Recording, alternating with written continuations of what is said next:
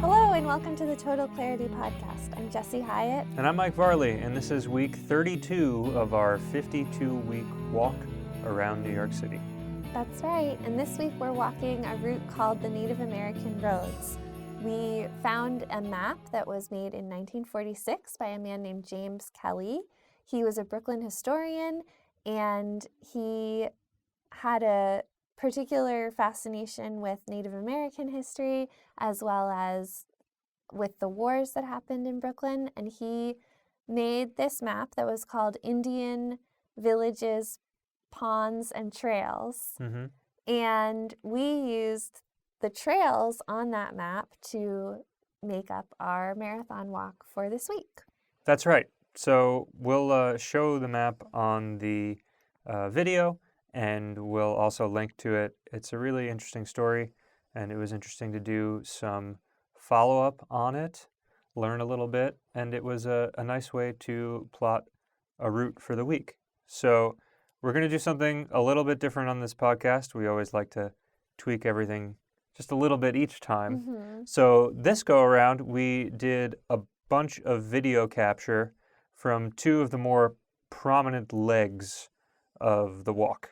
Mm-hmm. One leg being the King's Highway, and the other leg being the Shore Parkway / Shore Park area that hugs the bottom of Lower Bay, Brooklyn, and goes under the Verrazano. Mm-hmm. So we wanted to give a little backstory, contemporary backstory, on those two areas, and then you can watch that footage while we talk a little bit about the Lenape culture, which we spent some time researching for this week. That's right. Yeah. Yeah. So starting with the King's Highway, it was first referred to as a highway in a document by Governor Peter Stuyvesant of then New Amsterdam on June 4th, 1654. Now, that doesn't mean that they commissioned a highway and started from scratch. In fact, the road was predating any colonial involvement. Mm-hmm. And as you would see on the map that we were using to form this route, it had a Lenape origin. Right. And so the Lenape word, which, I'm going to try my best, is Mekawaniank, and that word translates into ancient pathway. That's right.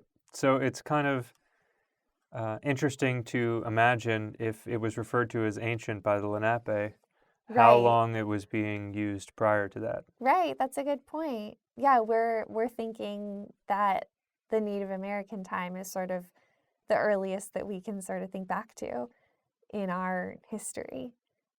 But then to imagine that the Native American people were thinking of something as ancient is really kind of hard to wrap your head around. Yeah, exactly. So the contemporary road is actually shorter than the original road, quote unquote original, I guess colonial original version of the road was. Oh, really? Yeah, it would actually snake around to as far as Fulton's Ferry, up where the Brooklyn Bridge is. Oh, wow. But as far as today's version, which we'll be talking about, it goes from Brownsville all the way down to Bensonhurst. It's crazy that you say that it's shorter now than it was previously, because that is a long road. Yeah, it takes a third of our route just to traverse. And it makes for an interesting way to break up the walk day, because once you get down to the bottom, you already know you're a third of the way through. That's true. And when you do it the other way, and Kings Highway is the end of the day, it really, by the end of Kings Highway, you feel like you're just ready to get off that road. Yeah. And it really has some interesting character in a way that I would have to sit down maybe a little bit more and think about it, but I'm not sure there's another road quite like it in Brooklyn. I think there are some roads that maybe approximate it a little bit more in Queens, but it really does feel like a major vehicle thoroughfare for parts of it. Yeah. Particularly the Brownsville half going down. There's a lot of space for vehicles and not a lot of, I mean, there are homes, and I quite like the homes, I do as you'll too. see in the videos. They're kind of like row housey.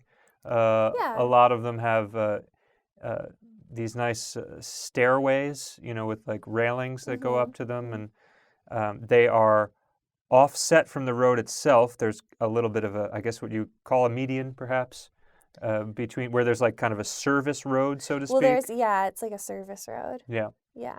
Or And just like local side road or something. yeah, Yeah. yeah. So you'll be seeing a lot of that. And then there's also a lot of both box stores and like fast food Mm-hmm. establishments, which you might not find in other parts of Brooklyn. Right. Because this area can service more cars, that type of store is able to exist. Yeah. It's And also just really wide. yeah, So if you're on one side of Kings Highway, you're most likely staying on one side of Kings Highway. yeah, Like to cross the road is a challenge. yeah, for sure. And there's also, so that's kind of like the first half of the Kings Highway. And there's also the Flatlands Reformed Church, Mm-hmm. it was established in 1654. It Right. is the second oldest in the state and among the 10 oldest in the country. Oh, wow. Yeah. So we took some footage of that, and you'll be seeing that as we're talking. It's really nice, that church. It feels very welcoming and comfortable. Yeah, And yeah, also has something that I think is rare for Brooklyn. It has a lot of space. It has a yard. yeah, It has like a lot of green space, and it looks like it could be kind of anywhere. yeah. If you look at photos from as far back as 100 years ago, Mm-hmm. maybe a little bit longer, you can see that large stretches of the Kings Highway were very pastoral, Mm. and it kind of retains a little bit of that aura. I guess because the church has been around for so long, it's been able to maintain that amount of Right. land, Right. and it is meanwhile in the middle of, I guess at that point it's kind of transitioning between the smaller row houses and the taller apartment Right. buildings. Yeah, it is. Yeah. And so from there, Well, yeah, that church, what else is notable about that church is that there's a graveyard. yes, there is. Yep. And the graveyard has graves that are dating back from the, I don't know if it goes all the way back to the 1650s, to Mm. be honest, but there are definitely, I saw a lot of 1800s ones as well. Yeah, and that's probably why they're able to keep so much space too. Hmm. Yeah, perhaps. I don't know how I that. mean, I guess we move graves all the time here, but I think that they've just been able to retain the land because they've had it and then have yeah, never relinquished it. right. Good So, for them. yeah. And from there, it kind of goes into it's unclear if it's like Midwood or Madison, Yeah. but there's a large stretch of shops that really have some great character to them. It becomes less about being a vehicle thoroughfare, although of course there are Mm-hmm. a lot of vehicles going back and forth, and more about a walkable, get all your types of purchasing done. And there's Right. a lot of old school stores, and it has a nice character that it retains. Yeah, I like it a lot. There's also a lot of older people doing their grocery shopping, it feels like, or going to the pharmacy. Yeah, Sort of that vibe of it feels like you're in a little neighborhood. yeah, yeah. And then that that pretty much takes you to the end down into Bensonhurst. There's a slight detour that we went on this week that you'll see a little bit of when you see a second cemetery. That's Gravesend Mm-hmm. Cemetery, and that is founded in 1658, another old spot in New York City. Right. And Gravesend is notable as it was founded by Lady Deborah Moody, and she Oh. was the only woman to have started a colonial village in America. Oh, interesting. Yeah, Wow. yeah, it was cool. And you can still see, if you go on to Google Maps, the impression of the original town square.